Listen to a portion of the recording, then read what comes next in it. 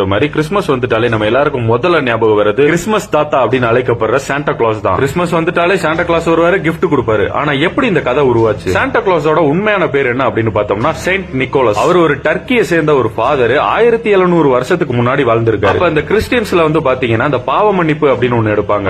அவங்க செஞ்ச பாவத்தெல்லாம் அந்த ஃபாதர்ட்ட போய் சொல்லி மன்னிப்பு கேட்பாங்க. அப்படி பாவ மன்னிப்பு எடுக்க போறவங்க இந்த கஷ்டப்படுறவங்க அவங்களோட கஷ்டத்தையும் எடுத்து சொல்லிருக்காங்க. அவங்க குடும்பத்துல உள்ள வறுமை எல்லாத்தையும் சொல்லிருக்காங்க. அப்ப செயின்ட் நிக்கோலஸுக்கு ஒரு விஷயம் தோணுது, நம்மள்ட்ட பாவ மன்னிப்பு கேட்க வரவங்க அவங்க கஷ்டத்தையும் சொல்றாங்கன்னா அதையும் நம்ம நிறைவேற்றி வைக்கணும் அப்படின்ற மாதிரி தோணும். நம்ம இந்தியாவை பொறுத்தவரை பாத்தீங்கன்னா அந்த 25ஆம் தேதி தான் கிறிஸ்துமஸ், அந்த ஒரு நாள் தான் செலிப்ரேஷன். ஆனா அந்த டர்க்கில எல்லாம் டிசம்பர் மாசம் பூராமே கொண்டாடுவாங்க. அதுல இன்னொரு கொடுமை என்னன்னா அந்த வறுமையில இருக்கிறவங்களால அந்த மாசம் வேலைக்கு கூட போக முடியாது, ஏன்னா ரொம்ப பனி பெய்யும். அதனால இந்த வறுமையில இருக்கிறவங்களால எல்லாம் கொண்டாட முடியாது. இந்த காசு இருக்கிறவங்க மட்டும் தான் கொண்டாடுறாங்க, மத்தவங்க எல்லாம் பாவம் அமைதியா இருக்காங்க அப்படின்றத பார்த்த செயின்ட் நிக்கோலஸ் அதை மாத்த நினைச்சாரு. அந்த கஷ்டப்படுற வீடுகளுக்கு எல்லாம் கிறிஸ்துமஸ் கொண்டாடுறதுக்கு தேவையான பொருட்களை ஒரு சாக்குல கட்டி அவங்களுக்கே தெரியாம நைட் நேரத்துல கொண்டு போய் வச்சுட்டு வந்துருவாராம். இப்படிதான் செயின்ட் நிக்கோலஸ் அப்படின்ற ஒரு ஃபாதர் சாண்டா கிளாஸா மாறி இருக்காரு.